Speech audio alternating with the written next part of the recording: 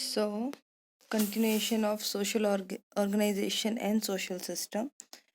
Social organization मैंने आप लोग को समझाया है. अब नेक्स्ट हम जाएंगे सोशल सिस्टम की तरफ. So what is social system? Social system is N orderly and systematic arrangement of social interaction. It is a network of interactive relationships. ठीक है. A social system is an orderly and systematic arrangement. ये एक प्रकार का arrangement है social system, जिसके with the help of social system हम society को हमेशा हैंडल करके रखते हैं. Then it is a network of interactive relationship. Society के अंदर रिलेशनशिप को मेंटेन करने के लिए एक टाइप का इंटरैक्टिव है ना, जिसके थ्रू एक चैनल है सोशल सिस्टम, जिसके अंडर आके ही हम आपस में एक दूसरे से इंटरेक्ट करते हैं और रिलेशनशिप को मेंटेन करते हैं. So next is definition. According to David Popenoe, a social system is a set of persons or a groups who interact with one another. ठीक है. A social system is a set of persons, ठीक है, और a groups who interact with one another. Set of persons है मतलब लोगों की एक देखा जाए तो एक ग्रुप है जहाँ पे बहुत सारे इंडिविजुअल्स मिलके एक ग्रुप को फॉर्म करते हैं, है ना. और एक ग्रुप हु इंटरेक्ट, जो ग्रुप के अंदर एक दूसरे से इंटरेक्ट करते हैं विथ वन अनदर. एक एक लोग आपस में एक दूसरे से इंटरेक्ट करते हैं. The next, according to Chappell and Kuhn. Okay, system is defined as a group of individuals interacting with each other at a higher frequently than with non-members when the system is in operation. तो इसका सीधा साधा सा एक word ये बोल रहे हैं कि system is define as a group of individual. जो पहले हमने पढ़ा है कि ये एक ग्रुप ऑफ इंडिविजुअल है जिसमें लोग आपस में एक दूसरे से इंटरेक्ट करते हैं. फिर ये कह रहा है कि अगर सोशल सिस्टम में क्या होता है, अगर सोसाइटी में किसी भी हमको काम को करना हुआ रहता है, या कोई प्रोग्राम है, या फिर जो भी सोशल फंक्शंस हैं, या किसी भी सोसाइटी के वेलबींग के लिए कोई भी मीटिंग रखी गई है, तो इसमें क्या करते हैं कि higher frequently than with non members, मतलब जो बड़े बड़े लोग हैं सोसाइटी के, उनसे पहले इंटरेक्ट किया जाता है. किसी भी बात को उनसे उनसे सलाह मशवरा लेने के बाद जो विथ नॉन मेंबर्स, जो just simple part of society हैं और मेंबर्स ऑफ सोसाइटी हैं, उसके बाद उनसे इंटरेक्ट करते हैं किसी भी फंक्शन को पूरा करने के लिए. Then according to Ashley Crossman, उनका कहना है कि social system is an interdependent set of culture and structural elements that can be thought of as a unit. ठीक है. तो इनका कहना है कि social system is an interdependent, है ना, एक दूसरे पर डिपेंडेबल है, एक दूसरे के ऊपर डिपेंड है. सोसाइटी के किसी भी काम को, सोशल नेटवर्क को एक दूसरे तक फैलाने के लिए, एक दूसरे तक सलाह मशवरा करने के लिए ये एक दूसरे से इंटर डिपेंडेंट है. और cultural and structural element that can be thought of as an unit. ठीक है. किसी भी यूनिट को डिनोट कर रहा है ग्रुप से. ओके. सोसाइटी में कोई भी काम, वो रिलीजियस हो या फिर सोसाइटी के वेलबींग के लिए हो या किसी भी अच्छे काम के लिए, है ना, हम सब एक यूनिट के तौर पर एक दूसरे के साथ इंटरेक्ट होके, कल्चरल हो, स्ट्रक्चरल हो एलिमेंट, ठीक है, हम एक साथ एक दूसरे से मिल के काम करते हैं. एक थॉट प्रोसेस है, एक दूसरे से अपने आइडियाज़ को, अपने इंफॉर्मेशन को एक्सचेंज करके ही आगे बढ़ते हैं. द नेक्स्ट हम देखेंगे, next we will see types of social system. Social system के कौन कौन से टाइप्स है. So first, classification by Morgan. Morgan ने इसको क्लासिफाइड किया है into two, that are barbarian social system. Barbarian social system का मतलब होता है जंगली, जैसे कि बैकवर्ड्स में क्या होता है कि they are not having that much manners, है ना, हायर स्टेटस उनके पास नहीं होता है कल्चर और सोशल डेवलपमेंट के लिए, है ना. तो बारबेरियन सोशल सिस्टम में ये होता है कि वे लोग, उस सिस्टम के अंदर के लोग, बारबेरियन सोशल सिस्टम जो है वो ज़्यादा अनसिविलाइज्ड होता है. पढ़े लिखे एजुकेटेड लोग नहीं होते हैं. वो सिर्फ अपनी जीविका चलाते हैं खाना को इकट्ठा करके, है ना। उन्हें सोशल डिस्टेंसिंग, सोशल मैनर्स, ये सारी चीज़ें नहीं पता होती। वो अपने लाइफस्टाइल को कुछ ज़्यादा डेवलपमेंट की तरफ नहीं ले जाते। जस्ट ऑपोजिट है second one, civilized social system. Civilized social system का मतलब होता है मॉडर्न, डिसेंट और सभ्य लोग, है ना। तो सिविलाइज्ड में होता है कि यहाँ पे लोग, जैसे कि हमारे सिटीज़ के लोग होते हैं, वे लोग क्या होते हैं कि अपने लाइफस्टाइल के ही चलते अपने पर्सनालिटी को कंट्रोल करके और मेंटेन करके चलते हैं। Then second, classified basis of means of livelihood. तो first one is hunting social system, ठीक है। जैसे कि केव मेंस होते थे, आदि मानव का समय था, उसको ये डिनोट कर रहा है। देन दूसरा, pastoral social system, then semi settled, मतलब जो देहाती लोग रहते हैं, जो गांव के अर्बन एरियाज में होते हैं, है ना, सॉरी रूरल एरियाज में होते हैं, है ना, थोड़े बैकवर्ड से होते हैं। वो लोग ऐसे होते हैं कि उन्हें पता है क्या सही है क्या गलत है, but they are not that much developed by the personality, है ना। वे लोग सिर्फ अपना खाना पीना, है ना, रहना, वो सारी चीज़ों को साफ सफाई से रखना, ये सारी चीज़ें उन्हें पता है, लेकिन वे अपनी पर्सनालिटी को डेवलपमेंट ज़्यादा नहीं करते हैं। देन एग्रीकल्चरल सोशल सिस्टम, जो कि रूरल एरिया ही है, कृषि उद्योगी जिसे हम बोलते हैं, है ना। They are always depending on farming system, है ना। देन इंडस्ट्रियल सोशल सिस्टम, जो कि हमको डिनोट करता है अर्बनाइजेशन से, अर्बन एरियाज से, अर्बन सिस्टम से, है ना। इंडस्ट्रियल सोशल सिस्टम का मतलब होता है कि बड़े बड़े इंडस्ट्रीज जहाँ पे हैं, है ना, सिटीज़ में, ये मेंटेन करते हैं हर एक चीज़ को, अपनी पर्सनालिटी को, अपनी लाइफ स्टेटस को, ओके, सारी चीज़ों को लेके चलते हैं। फिर नेक्स्ट हम देखेंगे Durkheim's classification. Last one is Durkheim's classification. Mechanical social system, मतलब एंशियंट और सोसाइटीज, मतलब ठीक है, ये क्या करते हैं कि मैकेनिकल तरीके से अपने सिस्टम को कंट्रोल करके रखते हैं। जैसे कि पैतृक समय में होता है, हमारे पूर्वज बहुत सारे अ, अपने बिजनेस को लेके चलते हैं, उसी चीज़ को हम फॉलो करते हैं, है ना। एंशियंट सोसाइटीज मतलब सोशल रिलेशनशिप अपन यांत्रिक तरीके से, मतलब मैकेनिकल सोशल सिस्टम है, डिपेंड ऑन मिशनरीज, मशीनरी चीज पे अपन डिपेंड रहते हैं। देन ऑर्गेनिक सोशल सिस्टम का क्या होता है, जैविक, जो चीज़ हम लोग को नेचुरल बाय नेचुरल मिलती है, उसको हम लोग ऑर्गेनिक सोशल सिस्टम से, मॉडर्न सोसाइटीज हैं वैसे ही हम इस चीज़ को एक्सेप्ट करते हैं, ओके। देन एलिमेंट्स क्या क्या हैं इसके, ठीक है। इसके एलिमेंट्स हैं belief and knowledge, sentiments, goal और objective, norms, status, role, rank, power, sanction and facility, ठीक है। तो हम लोग जैसे कि पढ़ रहे हैं, हम पढ़ रहे हैं सोशल सिस्टम के बारे में।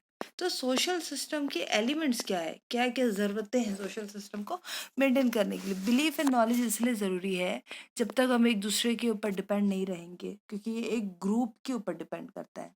तो अगर हम एक दूसरे पर बिलीव नहीं करेंगे और एक दूसरे से नॉलेज शेयर नहीं करेंगे और ज़्यादा से ज़्यादा अपनी नॉलेज को डेवलप नहीं करेंगे, तब तक सोशल सिस्टम सक्सेस नहीं होता है। Then second one sentiment. Sentiment इसीलिए क्योंकि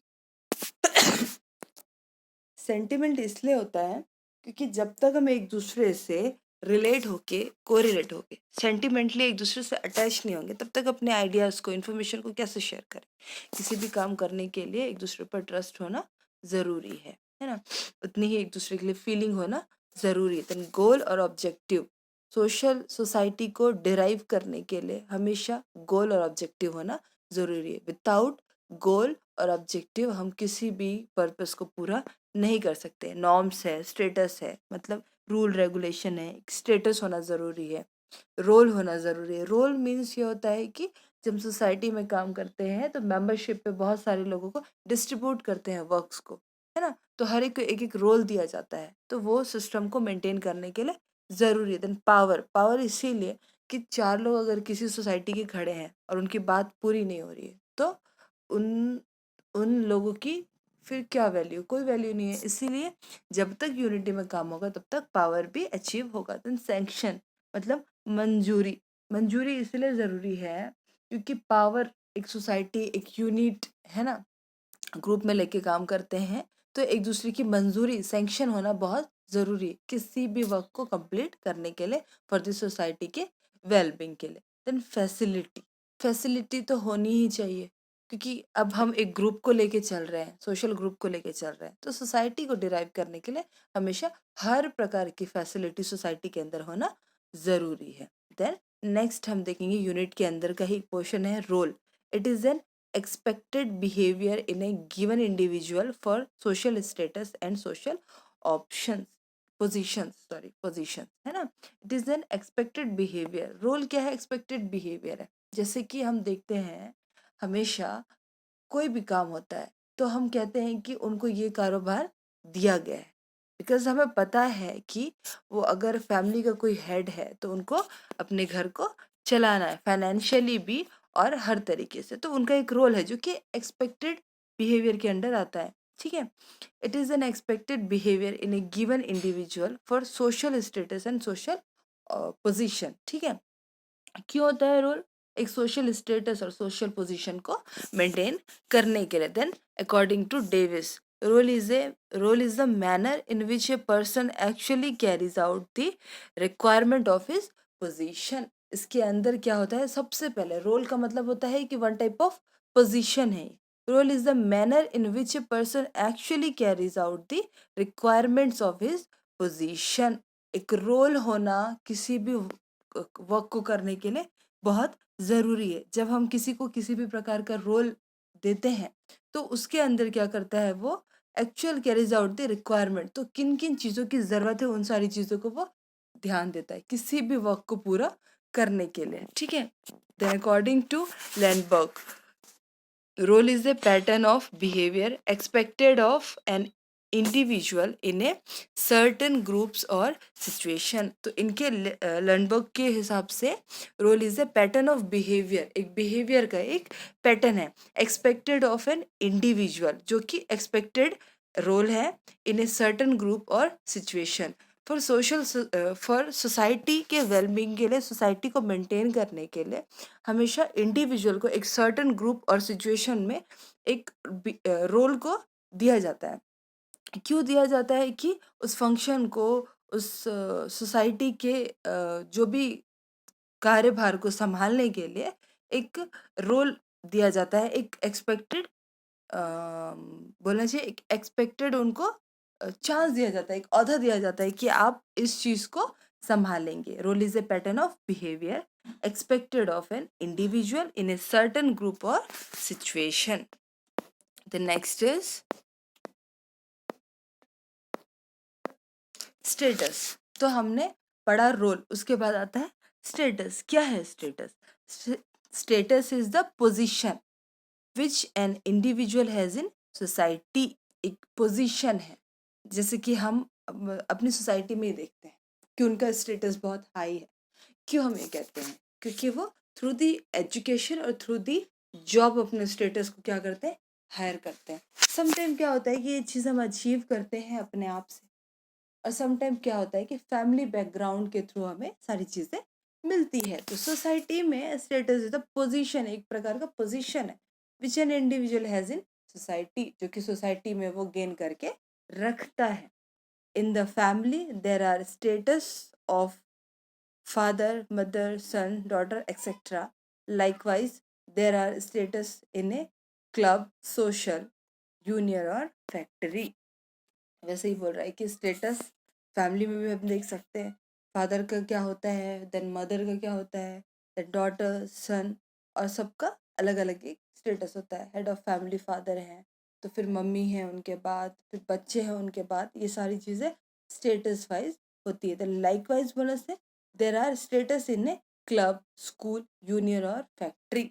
वहाँ पे भी स्टेटस ऐसा होता है, फॉर एग्जाम्पल कॉलेज है, स्कूल है ना, तो वहाँ के डायरेक्टर होते हैं, देन प्रिंसिपल होते हैं, देन वाइस प्रिंसिपल होते हैं, देन स्टूडेंट्स होते हैं, है ना, सॉरी टीचर्स होते हैं, देन स्टूडेंट्स होते हैं। तो इनका एक स्टेटस डिवाइड है। देन उसके बाद हम देखेंगे कि डेफिनेशन अकॉर्डिंग टू ऑकबर्न एंड निमकोफ। ठीक है, NIMKOFF, निमकोफ, status is the rank order position assigned by a group to a role और सेट ऑफ रोल्स। ठीक है, तो ये बोल रहे हैं कि status is a rank order position. Rank order position का मतलब इसको पर्सन हमेशा क्या करता है, गेन करता है। Assigned by a group to a role और सेट ऑफ रोल्स। ठीक है, तो ये ग्रुप में हम वो फैमिली हो, फैक्ट्री हो, या किसी भी जगह हो, या सोसाइटी हो, है ना, तो हम लोग ग्रुप में इस रोल को हम हमेशा क्या करते हैं, स्टेटस को देखते हैं। हम बोलते हैं रोल मॉडल है ये हमारे, है ना। हम हमेशा किसी न किसी इंस्पायर होके इस चीज़ को बोलते हैं। जस्ट वैसे ही ग्रुप में कोई ना कोई स्टेटस, अपने स्टेटस के हिसाब से हमारे बीच में एक रोल मॉडल होता है। Then according to Majumdar, status means the location of the individual within the group, his place in the social network of reciprocal obligation and privileges, right and duties। ठीक है, तो मजुमदार का कहना है, according to Majumdar, status means the location of the individual within the group. Group में एक individual का क्या लोकेशन है ना। बहुत सारे लोग होते हैं, बहुत सारी भीड़ होती है, लेकिन वहाँ पे भी हम एक किसी किसी एक जन को बहुत रेस्पेक्टली डिनोट करते हैं और उनसे बात करते हैं। क्यों? क्योंकि उनका status, by the status, through the status ही हम उनको हमेशा एक जगह देते हैं और उनकी रेस्पेक्ट करते हैं। ठीक है, जो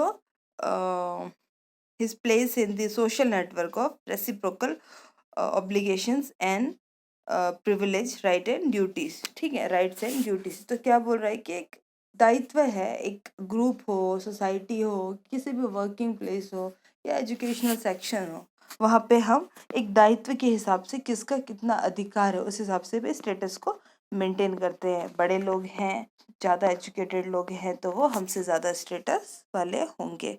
देन नेक्स्ट देखेंगे types, ascribed and achieved status। So first one is ascribed status. It is one which an individual gets at his birth. It is confirmed to him by his group or society. It may based on sex, age, caste और color। ठीक है, ascribed का मतलब होता है जिसको हम लोग ने अचीव नहीं किया है, बाय बर्थ हमको जन्म से ही वो चीज़ें मिली है। It is one which an individual gets at his birth. कुछ चीज़ें हैं जो हमको बचपन से ही, जैसे मैंने बोला कि कभी कभी हम अपने पूर्वजों से ही कुछ चीज़ों को, औधी को, अपने अचीवमेंट को प्राप्त करके रखते हैं। फादर बहुत बड़े बिजनेसमैन हैं तो बच्चे भी बिजनेसमैन बनेंगे, बिकॉज फादर ने बहुत सारी चीज़ें अचीव करके रखी है, तो हमको बाय बर्थ ही वो चीज़ अचीवमेंट मिलता है। It is confirm to him by his group और सोसाइटी। जैसे बहुत सारे लोग जानते हैं कि फॉर एग्जांपल कि कौन किसके बच्चे हैं। सपोज हमारे नेबर है, कोई तिवारी फैमिली है, तो हम उनको बाय नेम ही जानते हैं कि तिवारी जी की बेटी है या तिवारी जी का बेटा है। तो ये इसने अचीव नहीं किया, ये एस्क्राइब्ड है जो कि हमको बाय बर्थ मिला है। इट में based on sex, age, caste और कलर, कुछ भी हो सकता है। ये सारी चीज़ें जो सेक्स है, एज है, कास्ट है और कलर है, ये सारी चीज़ों को हमने अचीव नहीं किया, हमको बाय बर्थ ये सारी चीज़ें मिली है। सॉरी, अचीव्ड स्टेटस, एस्क्राइब के बाद जस्ट ऑपोजिट है अचीव्ड। अचीव्ड से ही हम समझते हैं कि हम अपने मेहनत के थ्रू किसी चीज़ को अचीव कर रहे हैं। It is one which an individual achieves by his effort. जब तक हम एफर्ट नहीं लगाते हैं उस चीज़ को अचीव नहीं कर सकते हैं, जो कि स्टेटस है। थ्रू दी एजुकेशन हम अच्छा पढ़ेंगे तो अच्छा स्टेटस को हम अचीव करेंगे। हम नर्सिंग के स्टूडेंट्स हैं तो हम जितने अच्छे से पढ़ेंगे उतना ज़्यादा ही हमको कामयाबी मिलेगी। जैसे जैसे हम रैंक होल्डर बनेंगे, अच्छे से परसेंटेज लेके आएंगे, उस हिसाब से हमारी जॉब भी होगी। A man born in a low caste may by his efforts become the prime minister and achieve thereby a high status. सब फॉर एग्जाम्पल मोदी जी, है ना। जैसे मोदी जी एक नॉर्मल फैमिली में पैदा हुए, उनका बर्थ हुआ, लेकिन उनने उन सारी चीज़ों को अचीव किया, एक प्राइम मिनिस्टर, है ना। अब बाय बर्थ वो नहीं जानते थे कि उनका फ्यूचर क्या होगा, लेकिन उनके बहुत सारे एफर्ट ने, है ना, उनकी बहुत सारी मेहनत ने आज उनको यहाँ तक लेके आए कि वो एक बहुत अच्छा स्टेटस अपने आप से उन्होंने गेन किया, सबसे बड़ा वो एग्जाम्पल है अचीव्ड स्टेटस के। Then next is inter relationship of institutions, है ना। इसके अंदर का एक पोर्शन है, this is last portion, inter relationship of institution, social system के अंदर inter relationship of institution. Inter relationship का मतलब होता है कि क्या क्या संबंध है इंस्टीट्यूशन से, सोशल सिस्टम के, है ना। Social structure is maintained by proper adjustment of relationships among the different institutions। किसी भी सोशल स्ट्रक्चर इज मेंटेन, किस प्रकार से सोशल स्ट्रक्चर को, सोशल सिस्टम को मेंटेन करते हैं, किसके through, by proper adjustment of relationship among the different institution। Different institution मतलब हम एक सोसाइटी को मेंटेन करने के लिए बहुत बहुत सारे इंस्टीट्यूशंस के भागीदारी होते हैं। फर्स्ट है हमारी फैमिली, हमारा घर, जहाँ से हम सीखते हैं कि हमको कैसे रहना है, कैसे बात करनी है। देन हम जाते हैं स्कूल, तो हम जानते हैं कि हाउ टू बिहेव, क्या है मैनर्स। देन हम जाते हैं कॉलेज, कॉलेज में हम अपनी पर्सनालिटी को डेवलप करते हैं। देन लास्ट हम करते हैं जॉब, जहाँ पे हम सारी चीज़ें को इम्प्लीमेंट करते हैं, जो कुछ भी हमने सीखा है इंस्टीट्यूशन से, फैमिली टू कॉलेज, उस सारी चीज़ों को हम इम्प्लीमेंट करते हैं अपने जॉब फील्ड में, है ना। देन उसके बाद no institution work in alone, कोई भी इंस्टीट्यूशन अकेले वर्क नहीं कर सकता। हर इंस्टीट्यूशन को चलाने के लिए किसी न किसी चीज़ की, संस्था की ज़रूरत होती है और लोगों की ज़रूरत होती है। Religious, education, family, government and business all interact on each other, है ना।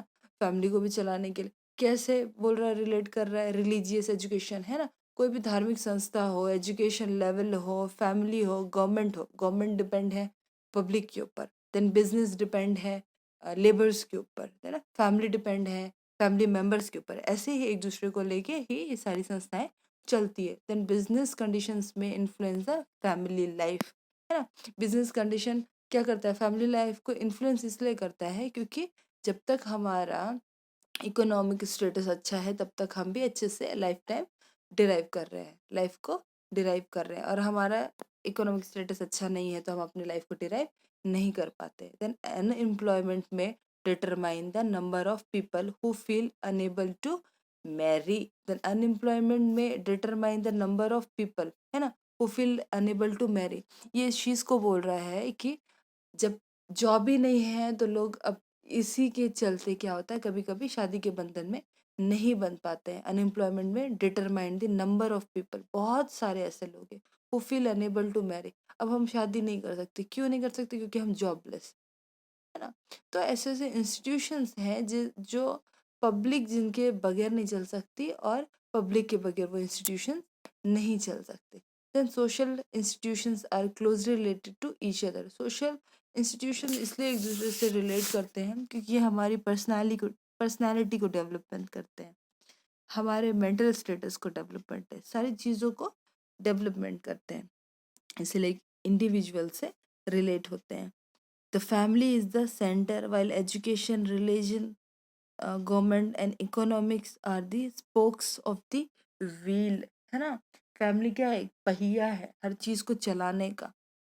फैमिली के थ्रू ही हम एजुकेशन, अगर माँ बाप कहते हैं कि पढ़ना है मीन्स पढ़ना है, क्यों बोलते हैं, क्योंकि हमको वो हमें बेटर फ्यूचर देना चाहते हैं। तो फैमिली एक व्हील है एजुकेशन के लिए। कोई माँ बाप अपने बच्चे को नहीं भेजेंगे तो वो स्कूल नहीं जाएंगे, कॉलेज नहीं जाएंगे, है ना। रिलीजन के लिए अगर फोर्स नहीं करेंगे तो वो किसी भी धार्मिक संस्थाओं में नहीं जाएंगे। Then government and economics are the spokes of the wheel. Government और इकोनॉमिक इसीलिए स्पोक ऑफ द व्हील है, पहिए का स्पोक इसीलिए है क्योंकि ये सारी चीज़ें ही डिपेंड करती है हमारे एजुकेशन, रिलीजन और फैमिली संस्थाओं को। Any change in an institution may lead to change in the society. कोई भी इंस्टीट्यूशन अगर गलत वे में डिराइव होता है तो हमारे सीधा सीधा वो क्या करता है, इफेक्ट करता है हमारी सोसाइटी को। अंडरस्टूड।